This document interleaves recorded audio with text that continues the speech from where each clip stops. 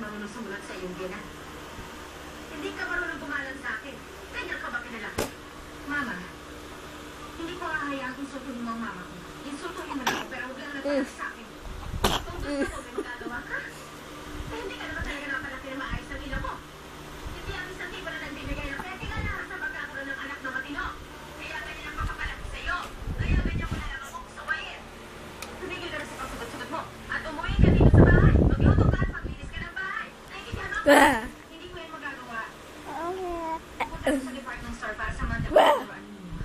Kung tutuusin, marami na mga damit at laruan ng bata. Kaya huwag ka na mag-abala na dumaan pa sa department store. Habang maaga, umuwi ka na dito sa bahay.